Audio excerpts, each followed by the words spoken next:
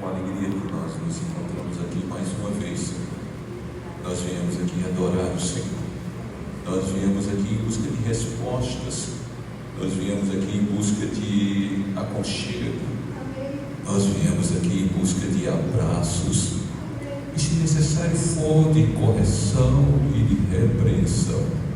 Mas, Pai, nós sabemos o quanto Tu nos amas e o quanto Tu tens amor por nós e tens tanta paciência conosco. Por isso que domingo após domingo, sábado após sábado, para alguns já há décadas, Tu insistes em nos falar.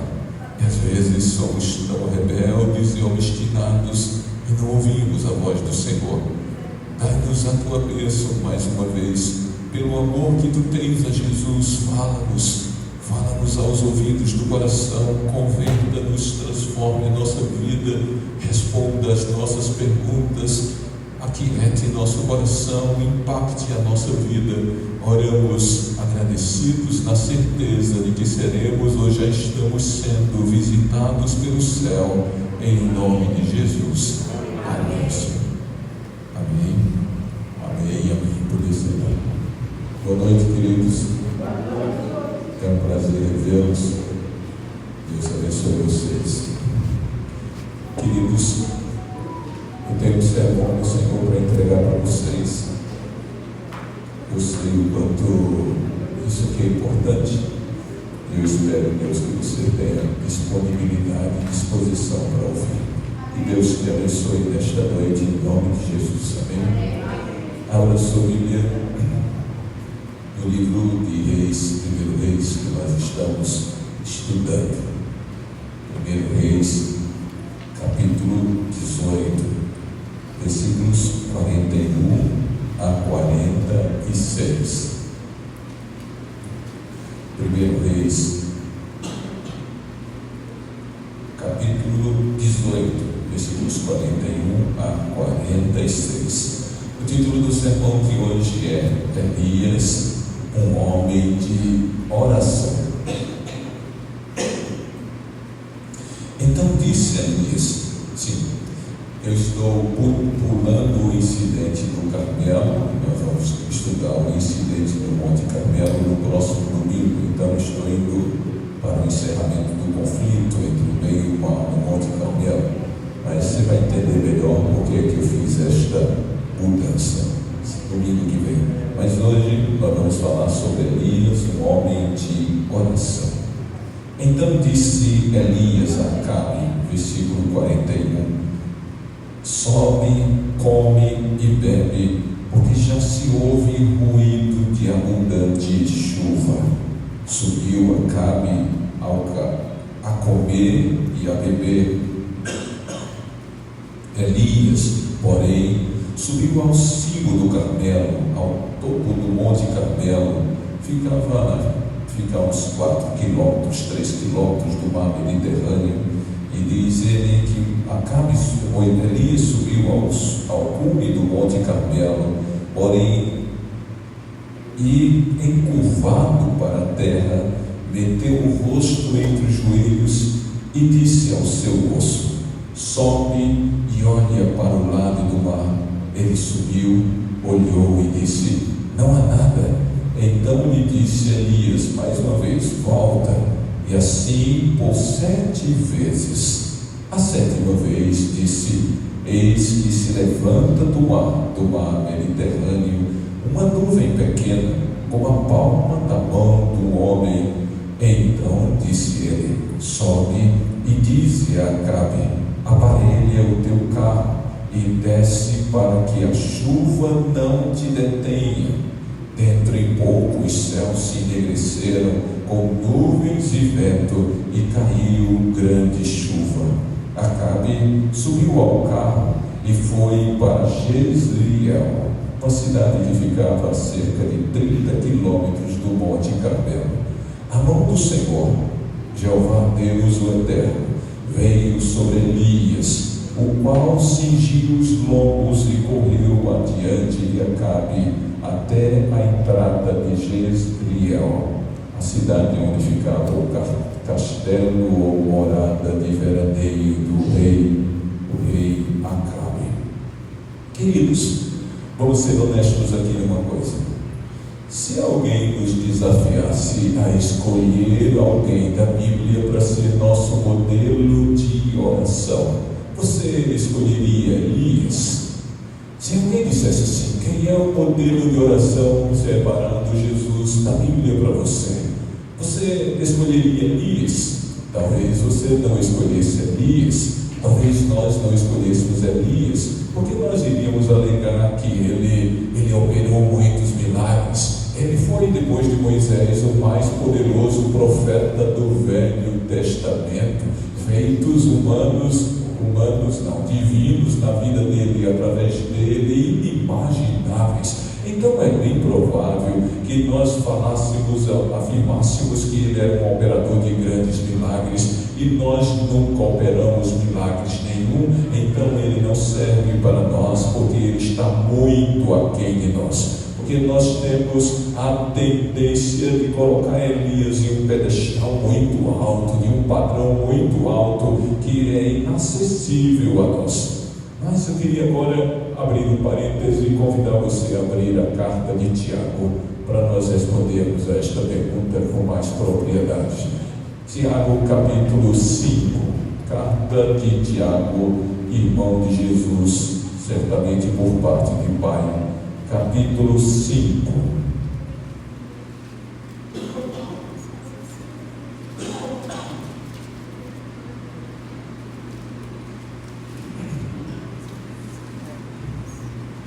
Capítulo 5, versículo 16, última parte, até o versículo 18. Muito pode, por sua eficácia, a súplica do justo. Elias era um homem semelhante a nós, sujeito aos mesmos sentimentos, e orou com instância para que não chovesse sobre a terra, e por 3 anos e 6 meses não choveu. E orou de novo, e os céus deu chuva, e a terra fez germinar seus frutos. Ponto, até aí. A pergunta que eu te fiz no início foi: você escolheria Elias como padrão de oração para você, modelo para você imitar? Tiago escolheu Elias como seu padrão ou modelo de oração, ou de homem de oração. O curioso é que Tiago diz assim: Elias era um homem, como é que está escrito na tua Bíblia? Semelhante a nós. Ele admite que Elias era um homem semelhante a nós, sujeito às mesmas dificuldades que eu e você. E em sua carta, Tiago põe Elias neste padrão de modelo. E por que Tiago fez isso? Posso te dizer uma coisa. Existem 2 respostas para essa pergunta. A carta de Tiago no Novo Testamento, proporcionalmente, porque ela só tem 5 capítulos, é a carta que mais fala de oração no Novo Testamento. Proporcionalmente à sua quantidade de capítulos, é o que mais discute, ensina, orienta sobre a importância da oração, de como orar, por que orar e a importância de orar. Então Tiago foi um homem de Deus que ensinou à igreja cristã primitiva a importância de sermos homens e mulheres de oração. E você que veio aqui nesta noite, Deus quer te ensinar a importância de orar, porque Ele quer te abençoar na medida em que tu oras a Ele. Segunda razão porque Tiago tem Elias como padrão é porque ele era um homem que orava. Lógico, você não vai escrever sobre oração quando você não tem experiência sobre oração. Vocês sabiam que a tradição cristã dá um apelido para ele meio interessante: joelhos de camelo. Então, a tradição cristã, não está na Bíblia, isso é tradição cristã, histórias que os cristãos contam e virou história e chegou até nós hoje, preservada em literaturas, etc. Eles diziam que Tiago tinha os joelhos tão calejados de tanto orar que pareciam rótulas de camelos. Então, qual era o apelido dele? Como é que é? Joelhos de camelo. Amados, lembre-se, Deus não escolheria Tiago para escrever sobre oração se ele não tivesse experiência com oração. E Tiago escolhe Elias como modelo, porque Tiago era um homem de oração. E Tiago tinha tanta experiência que tinha esse apelido em tanto engraçado, joelhos de camelo.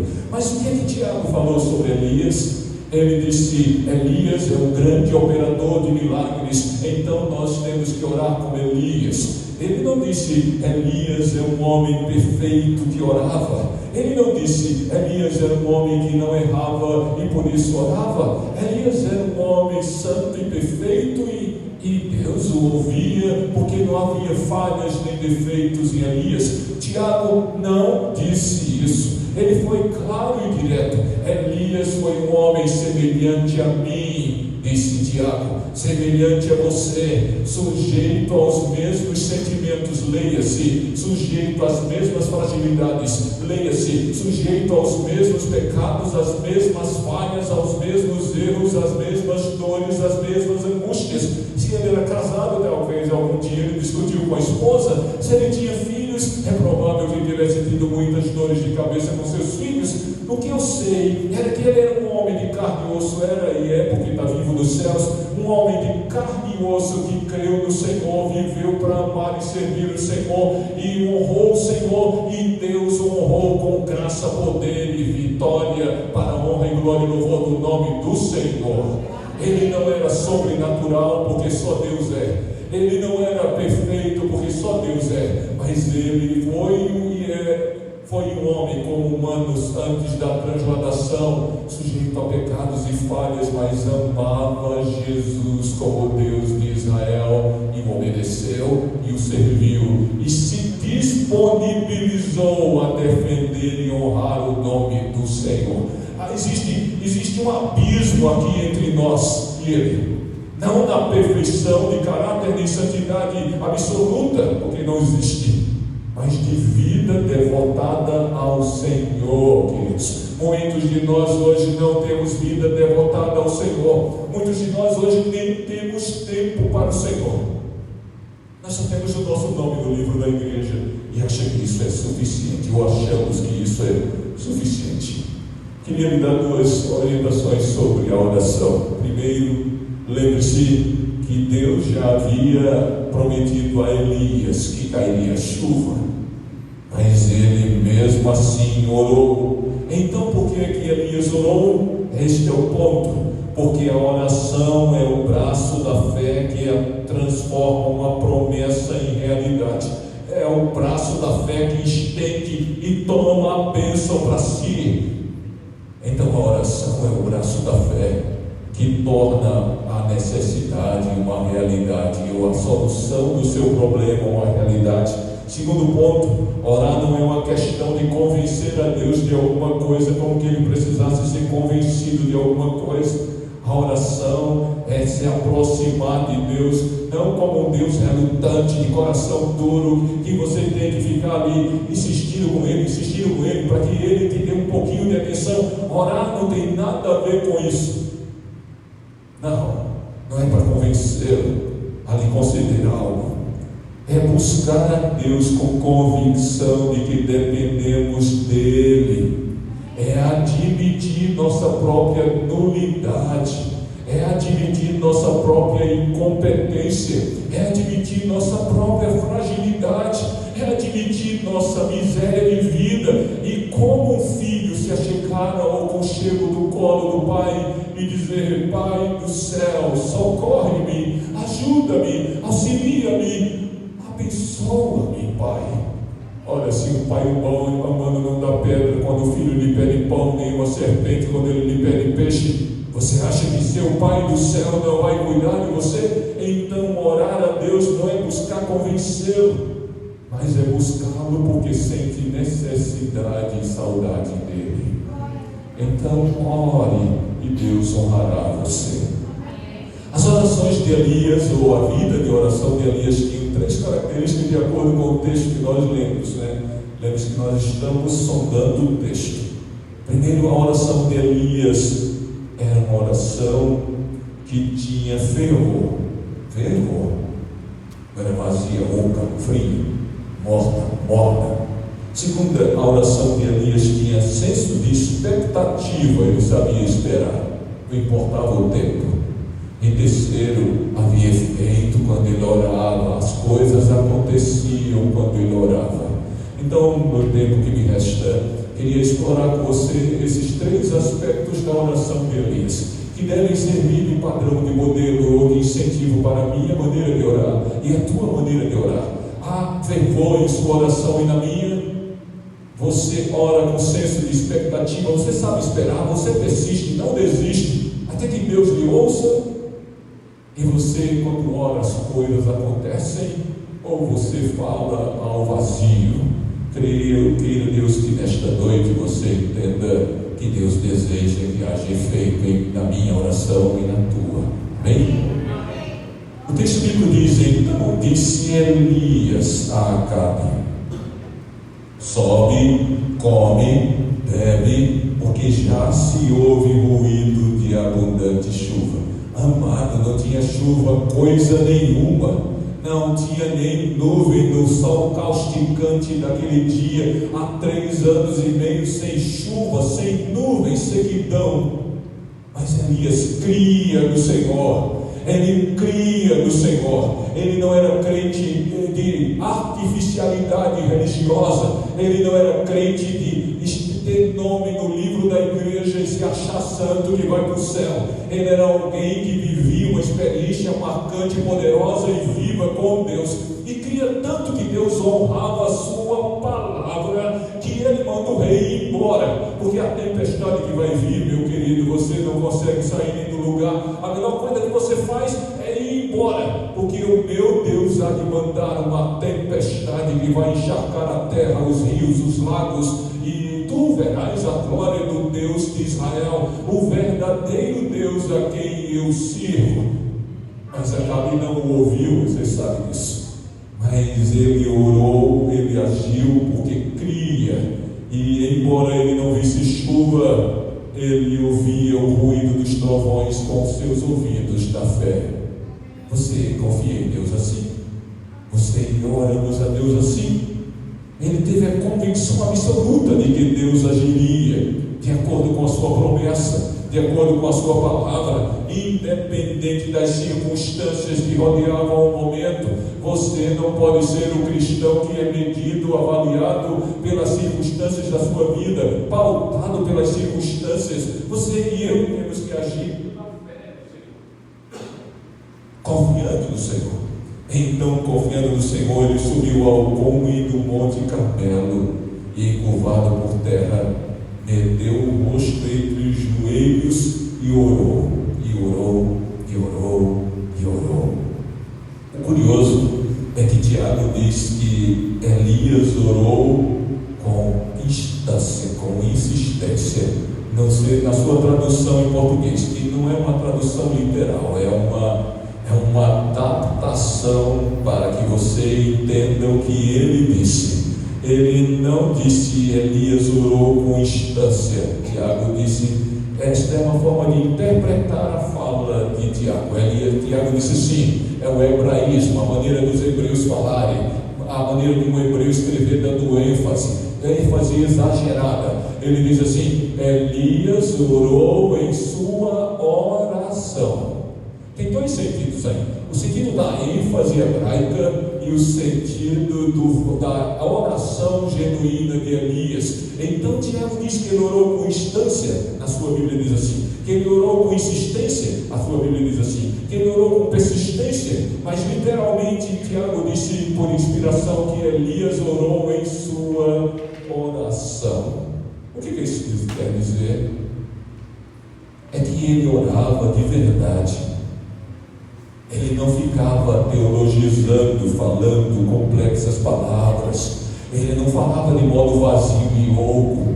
Ele orava com coração. Ele orou com paixão. Naquele momento, encurvado, com os joelhos, a testa entre os joelhos, desesperadamente apaixonado pelo povo sedento e faminto há anos, e honrando o nome do Senhor, ele invoca o nome da majestade dos céus e ora em sua oração. Então deixe-me dar um exemplo para que você entenda. O O pastor Hendricks, um dos autores que eu gosto muito, um americano, ele narra que ele estava em uma reunião de oração em um dia da semana em sua igreja, e um jovenzinho recém-convertido se aproximou dele e disse assim: pastor Hendricks, será que eu também posso orar? Aí ele respondeu: essa é a razão de estarmos aqui. Essa é uma reunião de oração. Aí ele disse: mas eu não sei orar exatamente como vocês oram. Aí o pastor disse: não tem problema, esta é uma reunião de...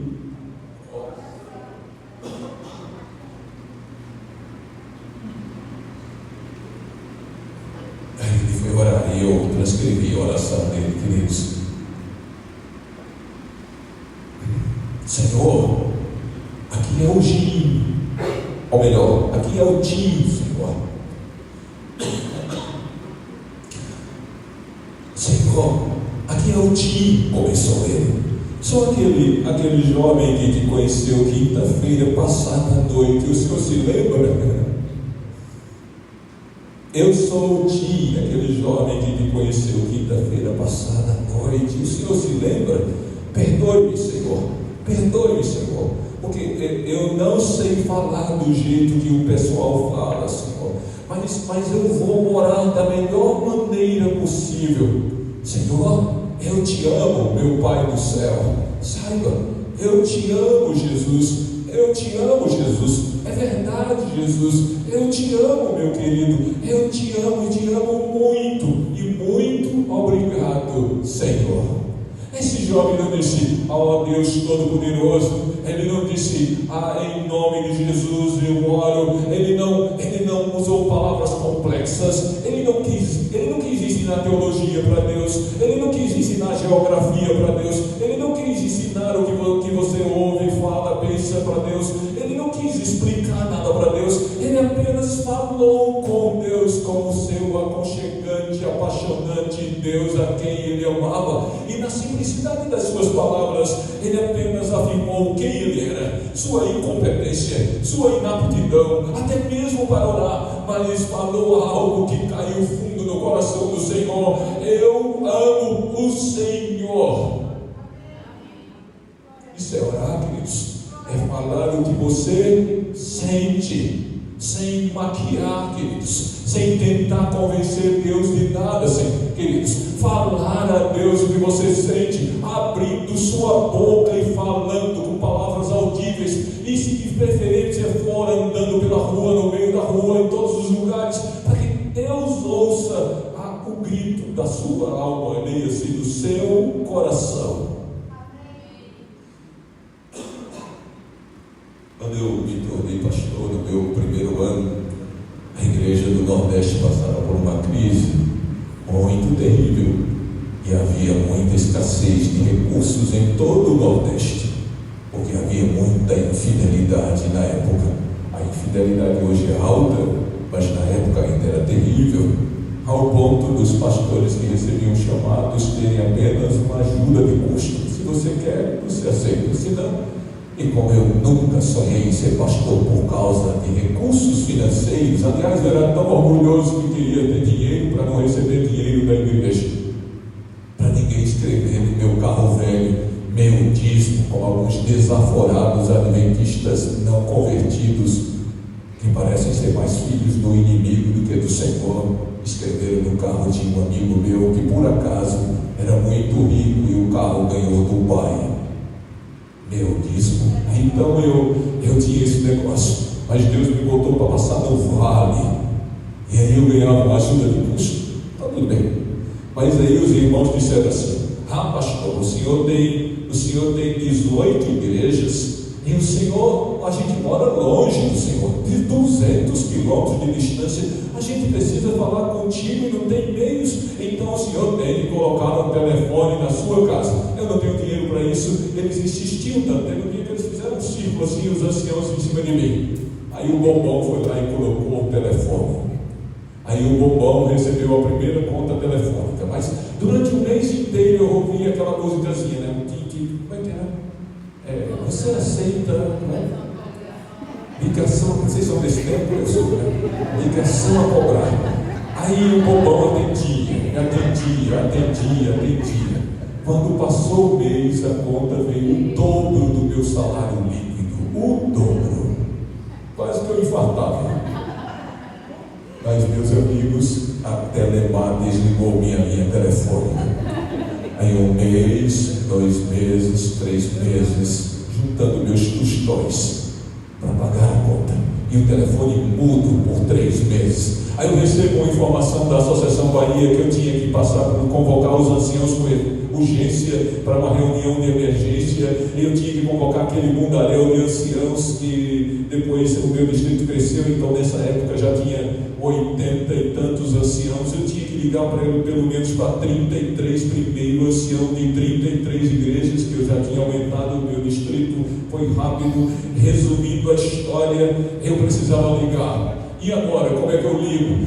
Eu morava num povoado que nem telefone fixo público tinha. Morava em uma vila de 4.000 habitantes. Eu não tinha como falar com eles. Sabe o que eu fiz? Eu fui lá para o meu quarto, aonde ficava aquela coisa, me ajoelhei e disse assim: Senhor, eu não tenho culpa do meu salário ser tão pequeno, nem que eu não possa pagar a conta telefônica, e eu não tenho culpa de eu ter aceitado tanta ligação a cobrar, e de certa forma eu sou culpado, mas eu não posso condenar os irmãos porque não podem ligar para mim. Então, Senhor, não tem outro jeito. Esta coisa precisa funcionar e só Tu podes fazer esta coisa funcionar. E eu quero que o Senhor faça essa coisa voltar a funcionar. Aliás, é o Senhor que manda na Telemar, na Eletrobras, o Senhor manda no mundo, o Senhor é Deus de todas as coisas. E eu preciso falar com os anciãos, eu preciso, Senhor. E o Senhor não é meu ajudador, eu não sou pastor porque eu quis, mas o Senhor me fez ser. Então me ajuda, me socorre, me auxilia. Faz esta coisa funcionar, Senhor. Faz esta coisa funcionar, Senhor. E deu um tapa nele.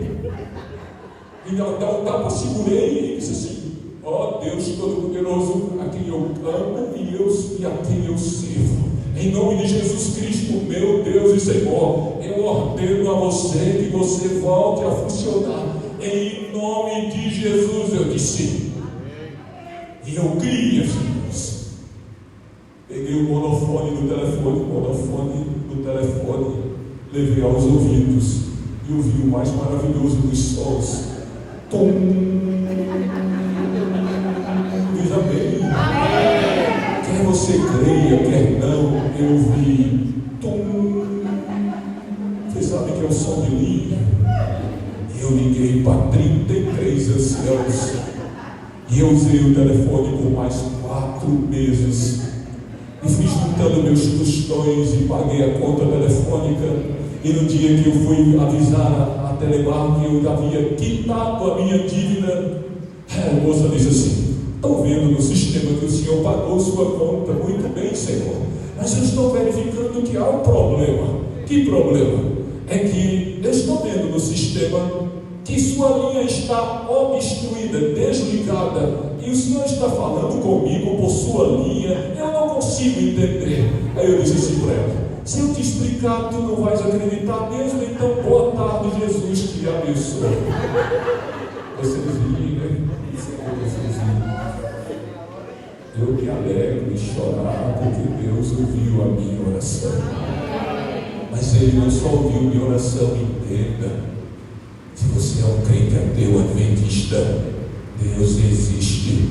Me explica como é que aquela coisa funcionou no início. Todos que estavam ali correram para ouvir o som.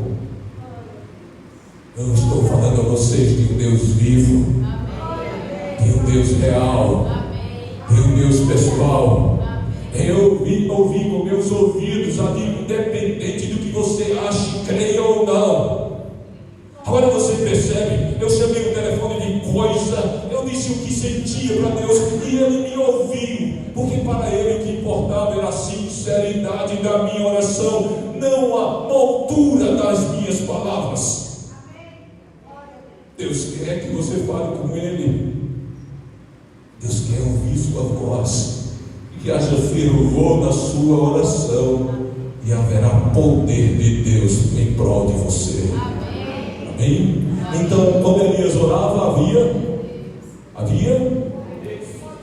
fervor. leia-se sinônimo de autenticidade e sinceridade. A oração que não é um discurso teológico, não é um amontoado de palavras complexas, não é querendo ensinar a Deus algo, é alguém que ora de coração a coração, com simplicidade, mas com devoção e paixão. Ouviu? Então era assim que Elias orava.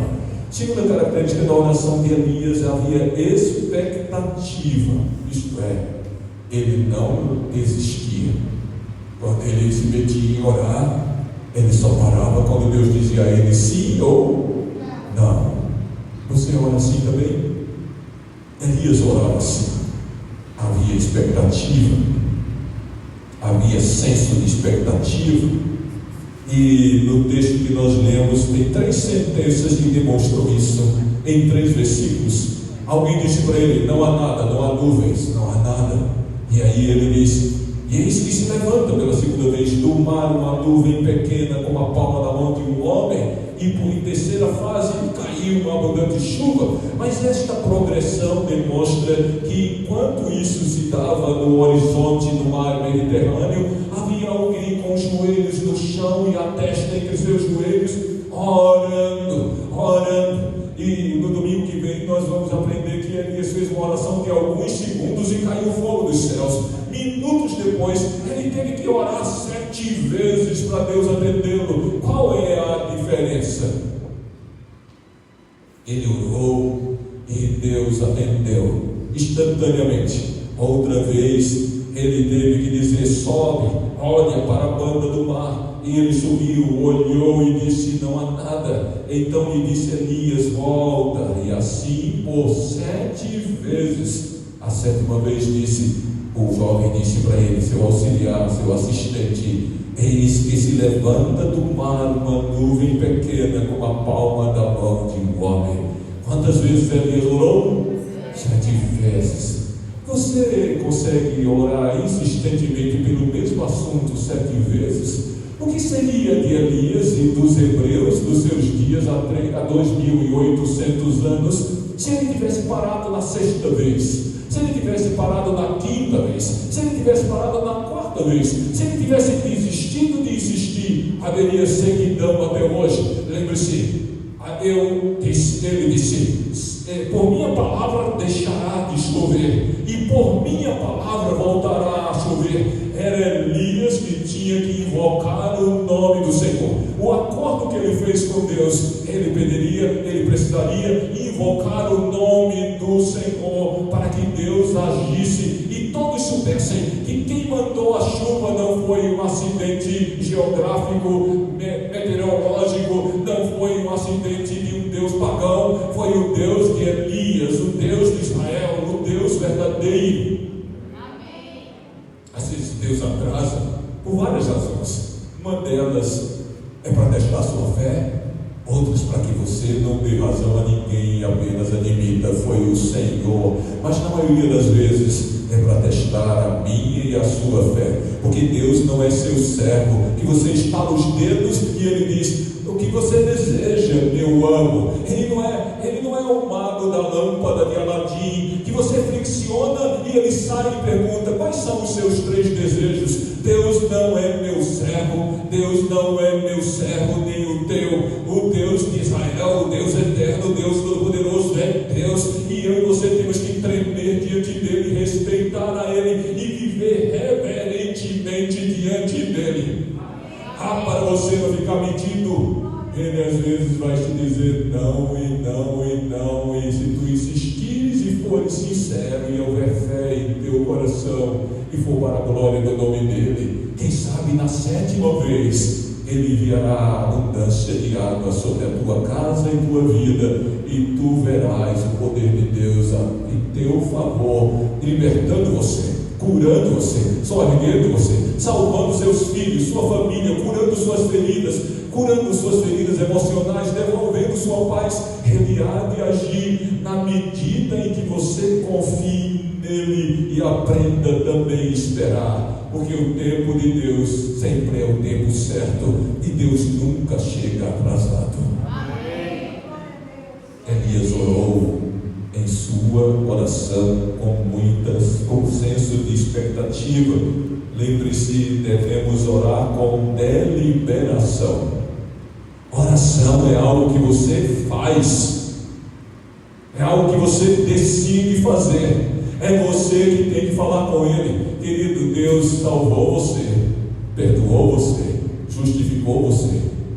Deus lhe deu arrependimento, Deus lhe glorificará, Deus lhe santificou e lhe continuará lhe santificando. Isso quer dizer que a vida cristã, quase que 100% dela, é um milagre de Deus em nossa vida. Tem um detalhe que não é Deus fazendo você ser. Ele age na medida em que você pode resisti-lo. Ele age no seu coração na medida que você pode resisti-lo, até o momento em que você se rende e invoca o nome dele, e ele move céu e terra para salvar você, para curar você, para libertar você, para abençoar você. Mas tem um momento em que você tem que se render, se submeter, se entregar. E isso quer dizer que depois desse momento de rendição, você precisa de relacionamento com Ele para manter sua fé autêntica, verdadeira e viva.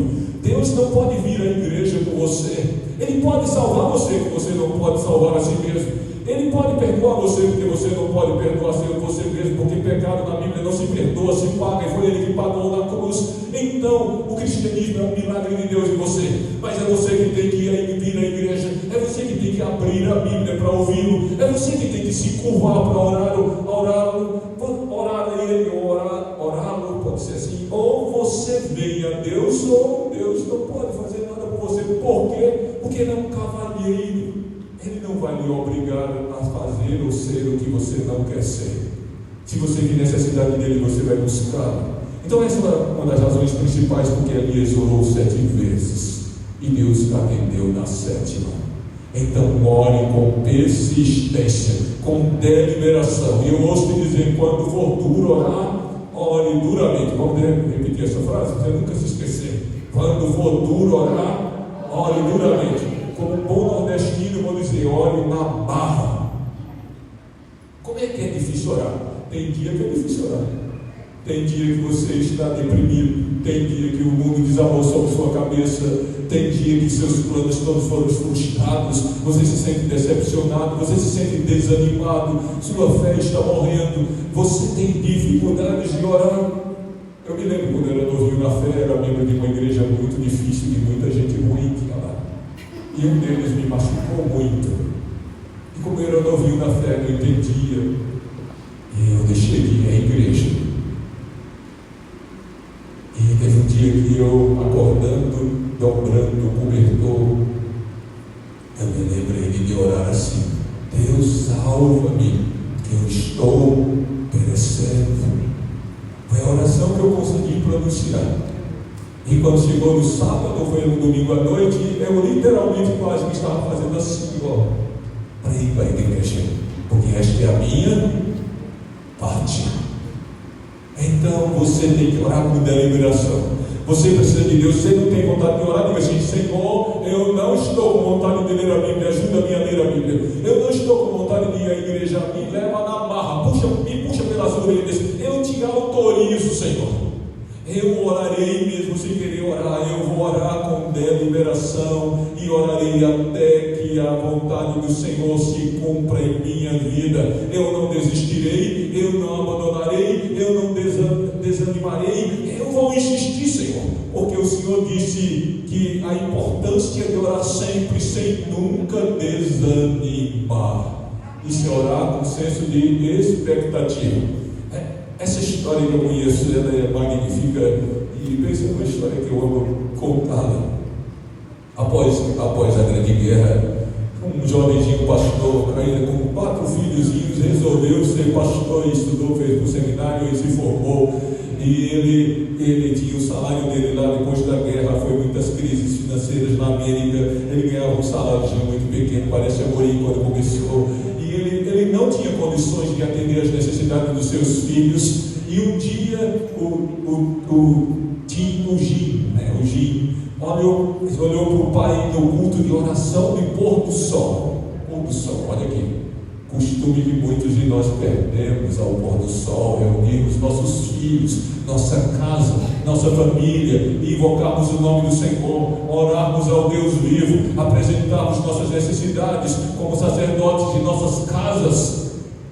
Então ele fazia isso. Aí a mamãe dele, do Tim, o outro era Jim, eu misturei, o Jim e o Tim, parece que Tim Lahai, o pastor Batista, ele tinha uma prática, o pai dele, de ter um caderninho de oração que sua mãe confeccionou, preparou. Aí tem a coluna do sim, e tem a coluna do não, e o nome, e o pedido, e a data, do caderninho de oração. Todos os pedidos da família, eles liam diante do Senhor. Olha que persistência. Todo santo dia, enquanto Deus não respondia, eles não colocavam na coluna do não, Deus disse não, ou sim. Aí chegou o dia do Tim, pedir a Deus uma camisa.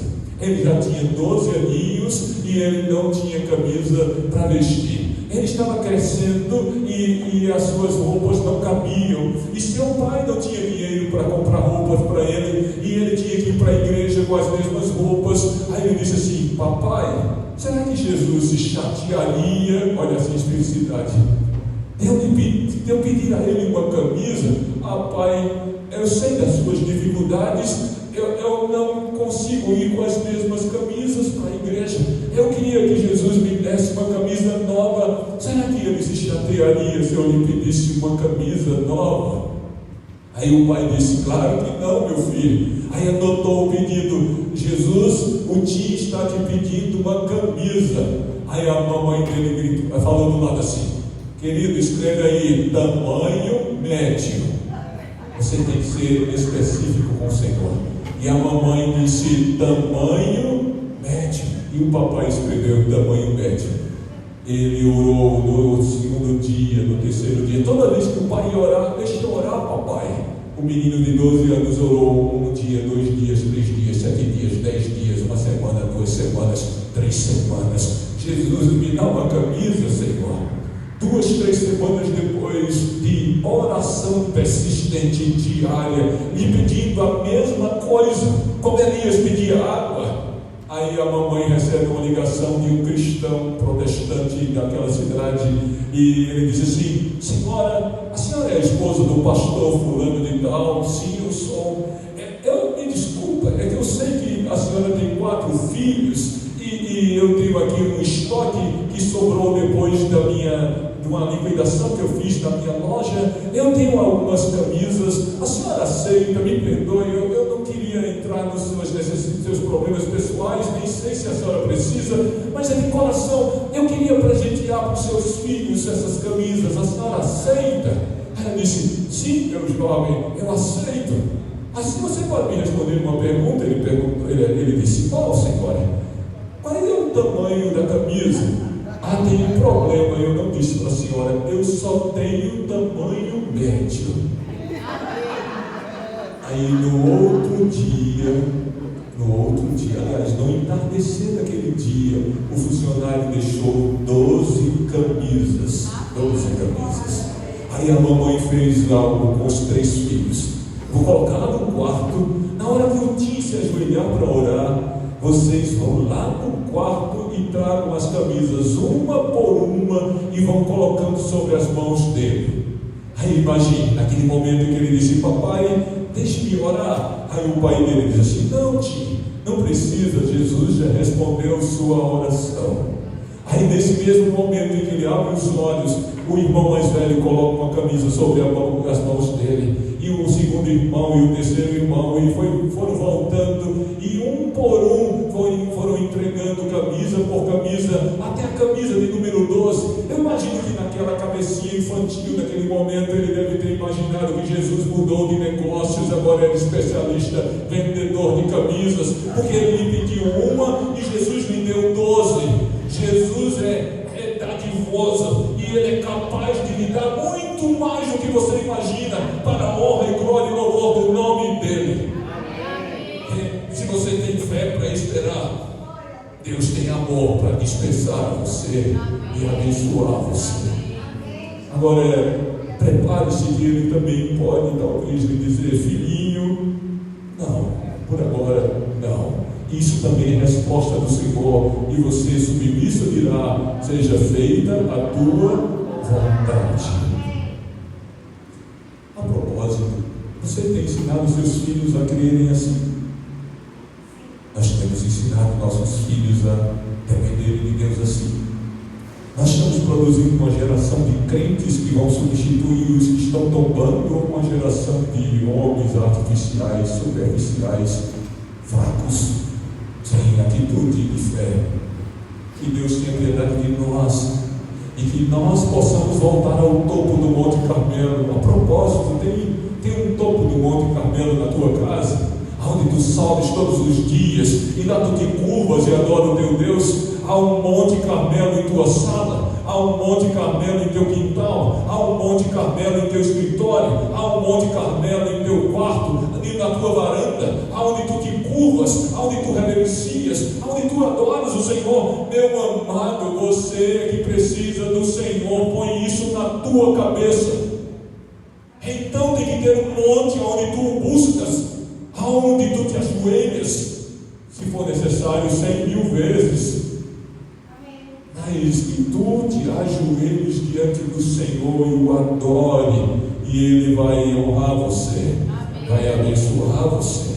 Por isso eu te pergunto: há um Monte Carmelo, ou melhor, o topo do Monte Carmelo em tua casa? E eu te digo: volte sempre ao topo do monte e lá procure confiantemente a resposta do Senhor, a salvação do Senhor, a bênção do Senhor, o perdão do Senhor, a misericórdia do Senhor, a resposta do Senhor, a alegria do Senhor, a paz do Senhor, o sucesso do Senhor, a vitória do Senhor. É lá no topo do Monte Carmelo. Todo genuíno cristão conhece o topo do Monte Carmelo da sua vida e se depara com a realidade invisível de Deus, poderosa de Deus, e conhece as respostas que encharcam, que vem da parte do Senhor. Amém? Amém? E amém. E por fim, havia o que mesmo na oração de Elias, efeito. Fervor, expectativa, e agora efeito. Em outras palavras, as coisas aconteciam quando ele orava, queridos. As coisas aconteciam quando ele orava, queridos. Muito diferente de nós hoje. Deus tenha misericórdia de nós. Havia efeito em suas petições, havia respostas nas suas orações. Por isso que está escrito: os céus se enegreceram com nuvens de vento e caiu grande chuva, e a chuva encharcou a terra de tal maneira que encheram os córregos, encheram o rio, as chuvas que caíram, encheram os rios, os córregos, as fontes transbordantes em abundância. Foi uma resposta poderosa, magnânima de Deus, que encharcou a vida dos hebreus famintos e secos e áridos, suas terras, de muita água, de muita vida. Deus lhe deu a eles água em abundância, que encharcou a terra. Amém. Amado, põe na tua cabeça uma coisa: há efeito nas tuas orações quando as pessoas podem ser beneficiadas enquanto tu oras. Até tua cidade pode ser beneficiada enquanto tu oras. Até teu país pode ser beneficiado enquanto tu oras. Teus filhos podem ser beneficiados enquanto tu oras. A tua esposa, teu marido, teu pai, a tua mãe, a tua sogra, teus colegas de sala de aula, teus colegas de trabalho, eles não sabem, mas enquanto tu oras por eles, eles podem ser abençoados, curados, soerguidos, protegidos, e eles nem saberão que foi resposta às tuas orações que Deus agiu em favor deles. Então entenda: cristão não é egocêntrico, ele ora e vive em função dos outros, ele vive para glorificar a Deus e servir os outros. Ele ora para que Deus abençoe seu país, sua nação, sua cidade, sua casa, sua rua, seu bairro, sua escola. Ele ora e Deus abençoa com encharcamento de bênçãos. Pessoas que jamais saberão que foi resposta ao servo simples do Senhor, que lá no topo do Monte Carmelo do seu quarto, Deus o ouviu e abençoou uma cidade inteira, uma nação inteira, um povo inteiro, com a bênção do céu. Um cristão que age assim, ele é diferenciado. Eu assisti um testemunho de uma senhora, estava andando, uma senhora de alta classe, no seu carrão, e recebeu a bordoada na traseira do carro, parou o carro e saiu para olhar o que tinha acontecido, e viu que o homem de um caminhão encostou apenas no seu carro, mas foi suficiente para arrebentar o para-choque do carro, que estava amassado, quebrado, sei lá, ao chão. Aí ela fez uma pergunta para ele: o que foi isso, Senhor? Aí ele humildemente, porque o errado era ele, se aproxima dela e diz: Senhora, me perdoe, me desculpa, eu bati no seu carro. Ela disse: o que aconteceu? O senhor poderia me explicar? Se eu te explicar, a senhora acredita em mim? Então me fale. A senhora, eu cochilei, eu dormi no volante e bati no seu carro. Aí ela olhou para ele e pensou na sua vida instantaneamente: eu acabei de sepultar alguém a quem eu tanto amo, eu acabei de perder alguém a quem eu tanto amava. O que é um para-choque de um carro diante da perda terrível que eu acabei de sepultar, um ente querido, a paixão da minha vida? O que é um para-choque de um carro? Pastor, o que isso tem a ver com a terra encharcar? Querido, você é o homem do caminhão que erra, que bate, que fere. É você que tem que vir humildemente e dizer: fui eu errei. E Deus olhará para você e dirá: filho, você é mais importante do que qualquer coisa na vida, e eu amo você e sou capaz de perdoar você, sou capaz de aceitar você, e eu sou capaz de honrar você, e eu sou capaz de curar você. Você veio a mim admitindo sua fragilidade, sua nulidade, sua incapacidade, e seus pecados sonolentos lhe levaram a cometer erros, mas eu perdoo você, eu aceito você, porque eu morri por você, eu dei tudo o que tinha para salvar você. Este é o lado humano e divino, mas permita-me aplicar isso ao lado espiritual da nossa vida como cristãos. Abre parêntese, é assim que nós temos vivido? Nós estamos dando importância a coisas. Deus mandou a gente orar pelas pessoas e valorizar tudo e a todos. Nós somos os encrenqueiros do trânsito, né, como nessa história. Nós somos capazes de amar, perdoar, aceitar e nos curvarmos e orarmos pelas pessoas, as que nos odeiam, as que nos perseguem, pedindo a bênção de Deus, pedindo a bênção sobre o pai, a mãe, o filho, o amigo, e pedindo que Deus possa abençoá-los a despeito dos seus erros, por mais que eles já estejam trombando em você, ferindo você, machucando você. Você é capaz de dizer o que é um trombamento: eu amo você, meu filho, mais do que seus vícios, eu amo você mais do que suas fraquezas, por mais que você me odeie, mas eu amo você. Você vale mais do que o para-choque de um carro. Se importe com os outros como Elias, se curve diante de Deus e invoque o nome dele para que ele abençoe até seus inimigos. Assim você será um cristão que honrará o Senhor. Mas a oração de Elias não teve efeito somente sobre ele. Abra a Bíblia, por favor. Lá eu queria mostrar para você, provar para você. Por isso que eu estou pedindo para abrir a Bíblia, para você entender. 1 Reis, capítulo 17, versículo 46.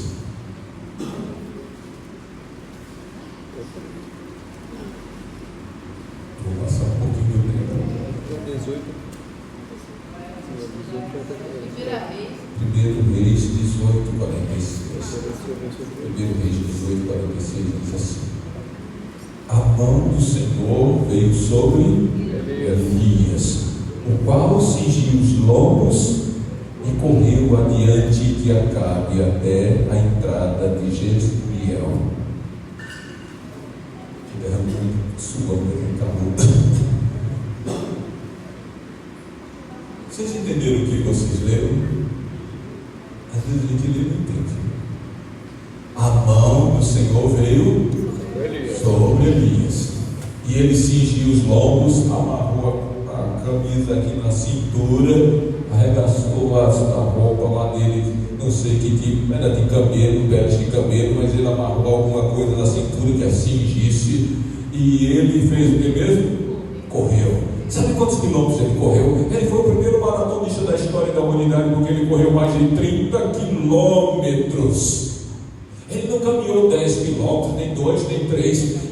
Do Monte Carmelo até Jezreel, de 25 a 30 quilômetros, dependendo do caminho que ele seguisse, 30 quilômetros correndo. Agora imagina, a tempestade está caindo, mas não é uma chuvinha, é chuva lá do Pará de verão, que parece que cada gota é um cascudo na sua cabeça, que você não é capaz de se enxergar, queridos. Você está ali com o para-brisa jogando água, você não enxerga. Você tem que diminuir a velocidade, porque você não é capaz de enxergar a distância. Quando a chuva é intensa, você não enxerga muito longe, é verdade ou não?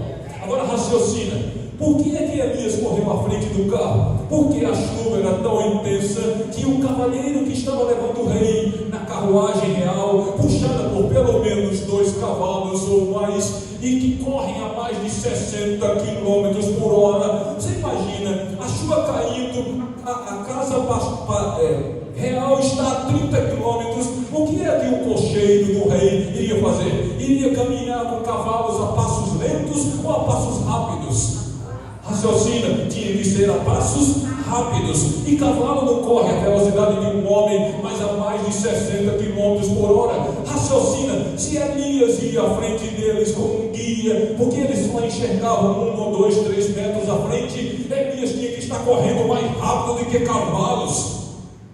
É por isso que o profeta disse: a mão do Senhor veio sobre Elias. Essa é uma expressão bíblica que é igual: o Espírito do Senhor veio sobre Sansão, e ele arrancou as portas de uma cidade com as mãos e a carregou nos ombros. A porta que segura um exército, ele carregou nos ombros.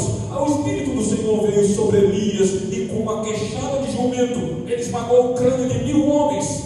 Então essa expressão mão do Senhor, ou o Espírito do Senhor veio sobre alguém, denota poder sobre-humano, sobrenatural. Quando um feito extraordinário precisa ser feito e que um homem não pode fazer, então Deus o dota de poder sobrenatural, que no Novo Testamento é chamado de batismo do Espírito Santo, que é poder sobre-humano para fazer coisas extraordinárias, como correr de 30 quilômetros a mais de 60 quilômetros por hora. Isto é poder de Deus, isto é ser um homem diferente. É isto que Deus esperaria e espera que o remanescente do tempo do fim, o último Elias, fosse. Mas infelizmente nós não somos. A alegria de Deus é que os últimos adventistas serão. Mas nós deveríamos ser. Nós deveríamos ser diferentes. Nós deveríamos ser fiéis. Nós deveríamos temer e tremer diante do Senhor. Nós deveríamos ser devotos, não falsos, mas genuínos. Nós deveríamos ser apaixonados por Ele. Nós deveríamos ter todo o tempo da nossa vida para Ele. Nós devemos ser honestos com Ele, obedientes a Ele, fiéis a Ele. Vocês acham que Deus escolheu Elias, chamou Elias porque ele era super especial? Não era porque ele era super especial, mas no mundo dos hebreus dos seus dias, ele parecia ser o único adorador de Javé, o Deus Todo-Poderoso, o único que parecia ser fiel a Ele, e o único que deu a cara a tapa, porque via alguns escondidos em cavernas. Como em nossos dias existe muito crente adventista covarde escondido em cavernas, que não toma cara a tapa para defender o Senhor, honrar o Senhor e defender sua bandeira, sua mensagem, sua palavra, sua igreja, vindicando o seu nome. Nos acovardamos na escola, em casa, no trabalho, e aí quando o mundo desaba, chora: Deus, ajuda-me. Não conhece a Deus. É por isso que uma parte de nós ouvirá no tempo do fim: eu não vos conheço. Posso contar uma história? Vocês têm paciência? Essa aí eu vivi na pele para contar para vocês. Eu não conheci o encharcamento de Deus semelhante ao de Elias. Quem é mais velho deve se lembrar da crise hídrica que o Nordeste passou em 2001. A crise hídrica foi tão grande que o Rio São Francisco estava secando. E quando o Rio São Francisco seca, falta água na barragem de Sobradinho, que alimenta as barragens de Itaparica, que alimenta a barragem de Paulo Afonso 1, 2, 3 e 4, e assim as usinas todas param de funcionar. E em 2001 não tinha termoelétrica, não existia energia eólica da Chesf, então iria faltar energia elétrica em Maceió, Recife, Salvador, Fortaleza. Imagina a cena. E eu sabendo disso porque eu nasci lá, e um dia recebo a ligação que os velhinhos que construíram as usinas, a usina 1, 2, 3 e 4 lá em Paulo Afonso, um deles estava chorando, o pai de um amigo meu encontrou o pai chorando porque ele disse: pela primeira vez a Chesf desligou a usina 1. Aí o velhinho que a construiu estava chorando, pois ela nunca tinha parado a não ser para a manutenção, mas parar de funcionar porque não tem água. E eu percebi que a coisa ia ficar feia. Aí toda vez no Jornal Nacional, o nível da barragem de Sobradinho, que era o reservatório que alimenta os menores, que era o reservatório para aguentar seca, só que em 2001 estava completando 5 anos de seca. Em Israel foram 3 anos e meio. Naquele quinto ano estava completando 5 anos e a barragem continuava abastecendo as outras e ela foi secando, secando, secando, secando. Parece um mar a barragem de Sobradinho. E em 2001 ela tinha 13, 12% e baixou para 9%. Em determinado momento do ano eu estava assistindo o Jornal Nacional, aí um homem disse assim: se não chover até o final do ano, a barragem vai chegar num nível tão baixo que não tem mais água para alimentar as outras e vai ter falta de energia. Aí eles começaram a fazer o seguinte: você desliga as lâmpadas, lembram? Uma lâmpada ligada, uma lâmpada desligada, e escassez de energia para economizar água. Aí sabe o que eu fiz? Eu fiz o que eu espero que você aprenda a fazer, que Elias fez. Eu pus os anciãos para orarem, eu coloquei as mulheres para orarem nas minhas igrejas todas. Nós orávamos toda quarta, todo sábado, todo domingo. Nós oramos um mês, nós oramos 2, 3, 4, 5, 6, 7, 8. Oramos até dezembro de 2001 e nada de chuva.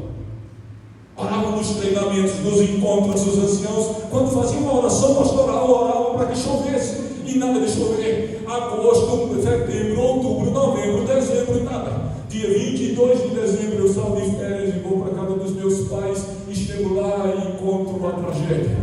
Aí eu ouvi a notícia que eles iam desligar as outras usinas e iam ficar só com uma e iam aumentar a carga elétrica de outra. Não havia usina hidrelétrica de Tucuruí, ela estava ajudando, mas não havia capacidade para abastecer Fortaleza, Salvador, Recife, Maceió. Se faltasse todas desligadas por falta de água, você estaria no escuro. Eu dizia para Deus assim: Senhor, você não imagina Salvador com mais de 3 milhões de habitantes sem energia elétrica, Senhor? Lembra dos teus filhos, Senhor. Lembra do teu povo que mora lá, Senhor. Tem misericórdia da gente, manda água, Senhor. Orei tantos meses quando eu pude. Aí chegou em dezembro 22, de dezembro 23 de dezembro, eu parei lá. Aí eu estava indo, na quinta-feira eu cheguei. Aí eu orei na quinta, na sexta, no sábado. Aí no sábado eu disse assim para ele, que era dia 22, parece: Deus, tu sabes o quanto eu odeio esse calor infernal. Lembra-se, minha oração tem que ser séria. Eu odeio esse calor infernal, eu não aguento esse calor. Era em dezembro. E pai, faz uma coisa, Senhor. Lembra da minha oração? Faz chover desse negócio aqui, Senhor. Manda chuva, Senhor. Manda chuva, Senhor. E nesse dia, naquela quinta-feira, lá de joelhos, no Monte Carmelo, no meu quarto, onde cresci como menino, eu orei a Deus e lhe fiz alguns pedidos. E eu quero que você ouça e jamais se esqueça, se você é um crente ateu ou que você está em dúvida sobre a sua fé. Eu disse a Deus: Deus, manda chuva, Senhor, para acabar com o calor infernal que eu odeio. Mas eu sei que tu estás sabendo do que eu estou te pedindo há meses. Então manda chover, Senhor. Mas eu queria que chovesse para que eu soubesse que foi o Senhor. Eu não quero que chova como chuva de verão e eu não saiba que foi o Senhor. Foi apenas acaso da meteorologia e do tempo. Não, Senhor. Então, para que eu tenha certeza que foi o Senhor, eu vou te pedir alguns sinais. Que chova tanto, mas tanto, mas tanto, mas tanto, que enche as barragens, que encha os açudes, que encha os rios, e a água seja tanta que eles tenham que abrir as comportas das usinas de PA41, PA4, PA43, PA42, e eu ouça o barulho das cachoeiras do Rio São Francisco. Tem mais de 25 anos que não tem rio, água no leito das cachoeiras, Senhor. Só uma rocha, Senhor. Então, se tu mandares tanta água, que eles tenham que abrir as comportas para que não transborde, que a água caia no leito natural do rio, onde tem a cachoeira, então eu saberei que foi o Senhor que ouviu a minha oração. Mas para quem ainda não reste dúvida, eu quero que o Senhor faça chover do norte de Minas, onde começa o sertão, até o sul do Maranhão. Aí eu saberei que foi o Senhor que ouviu a minha oração, e não porque era verão e choveu. E Senhor, que chova tanto, tanto, tanto, que só pare quando transbordar os rios. Fiz pedidos. E naquele sábado eu fui para a igreja. Isso foi no meu Monte Carmelo da manhã. Aí eu adorei o Senhor, por sinal que deve ter pregado lá. Aí no final da noite, voltando do jornal, dos programas do jovem da noite, aí eu estava, mas Senhor, o Senhor não me ouve, Senhor, eu te peço há tanto tempo, por que tu estás fazendo ouvidos bons e não me ouves? Aí eu ouvi, beber um cascudo, uma gota d'água na minha cabeça, pum! Lembre-se, quantos anos sem chover? Eu disse, 5 no sertão, 5. Aí eu tum, aí depois tum, aí depois uma metralhadora, tum, aí eu pensei parecendo um pinto molhado na rua, pulando de alegria, e a água caiu, me encharcou. Começou a chover naquele dia, 22, 23 de dezembro, choveu o restante do mês, choveu o mês de janeiro inteiro, choveu tanto que transbordou o Rio São Francisco, as comportas foram abertas, encharcou tudo, encheu tudo, a barragem de Sobradinho, a barragem de Itaparica, a barragem PA41, PA4, P1, P2, PA1, 2, 3 e 4, as usinas de Paulo Afonso, encheu tanto que eles abriram as comportas e as águas transbordaram para o leito natural do rio, e as cachoeiras roncaram com aquele som ensurdecedor das águas. E agora eu estava ouvindo, as minhas férias terminando, eu estava ouvindo o Jornal Nacional. Aí uma entrevista com um meteorologista, e aí a moça fez uma pergunta para ele: o senhor poderia me explicar por que está chovendo tanto no Nordeste? Não é comum chover tanto no Nordeste assim. O senhor poderia me explicar o que está acontecendo? Aí ele disse assim: ó, queridos, nessa hora eu caí de joelhos, chorei, fico miserável. Tem 20 anos que eu sou meteorologista, 20 anos. Eu nunca vi chover do norte de Minas até o sul do Maranhão. Ele falou que eu falei. Porque o calor, aí ele disse assim, mas como isso? Ela perguntou, como isso é possível? É que uma frente fria vindo da calota polar sul, da Antártica, venceu o sul da América do Sul, venceu o sul do Brasil, venceu e foi até o norte de Minas, mas eu nunca vi uma frente fria vencer o calor infernal do norte de Minas e o norte da Bahia, o interior da Bahia, e a frente fria invadiu o interior do Nordeste e foi até o sul do Maranhão. Essa é a razão da chuva. Quem é que pode fazer isto? Deus, que nós cremos, queridos. Agora eu já tinha visto tudo, mas ainda estava frustrado, porque eu não tinha visto a cachoeira que eu via quando era criança. Aí eu entrei no ônibus, sabe que eu não dirijo, eu entrei no ônibus para a minha terra, e eu entrei reclamando: ó Deus, o Senhor está me devendo uma, eu não vi a cachoeira. Aí lá em Feira de Santana, o ônibus para, um jovem comportou entra.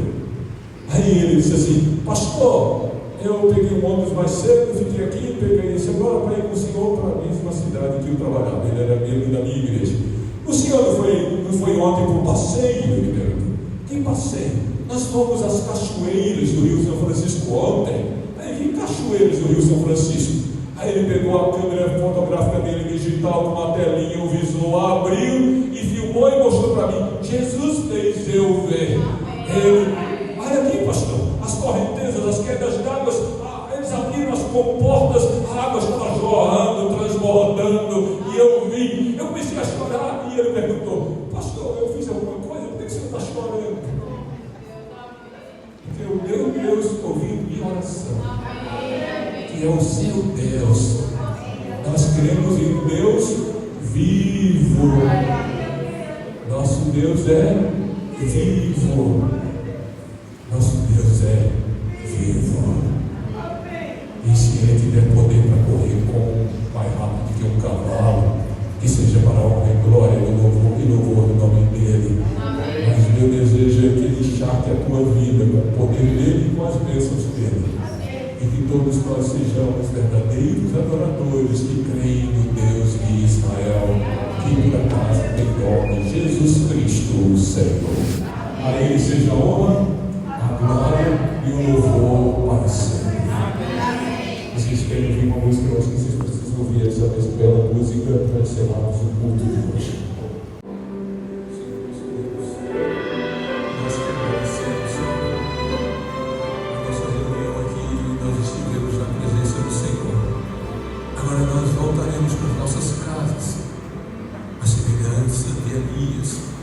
Enfrentaremos nossas agruras pessoais, nosso deserto pessoal. Talvez tenhamos que lidar com o riacho seco do Senhor em nossa vida, a semelhança de Elias.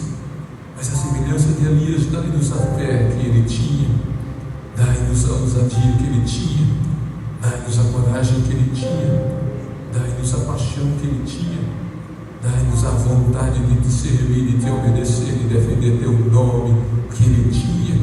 Ó Deus, torna-nos cristãos de verdade, crentes adventistas genuínos, que serão um modelo para os cristãos do tempo do fim. Abençoa-nos em nossa vida, na maneira de vivermos a vida. Ajuda-nos a sermos instrumentos para abençoarmos a terra em que vivemos, para que ao orarmos tu possas encharcar até a casa dos outros com as tuas bênçãos, mesmo que eles não saibam. Que nós possamos abençoar nossa casa, que nós possamos abençoar nossa terra, que nós possamos abençoar nossa cidade, que nós possamos abençoar nossa família, nossos colegas, nossos vizinhos, nossos amigos, a esposa, o marido, os filhos, que não nos curvarmos sobre o solo para pedirmos algo tão básico como água, tão básico como o pão de cada dia, o emprego que carecemos, o dinheiro para pagar aquela dívida impagável, a solução para problemas complexos de nossa vida. Deus, nosso Deus, nós iremos em busca do Senhor não porque somos crentes interesseiros, nós não te buscamos porque amamos as coisas que tu podes nos dar. Nós amamos o Senhor a despeito de recebermos coisas do Senhor, mas como seres humanos falhos, nós precisamos do teu socorro, do teu auxílio, e quando invocarmos o teu nome, que tu nos ouças e que tu nos encharques com tuas bênçãos em nome de Jesus. Amém, amém e amém.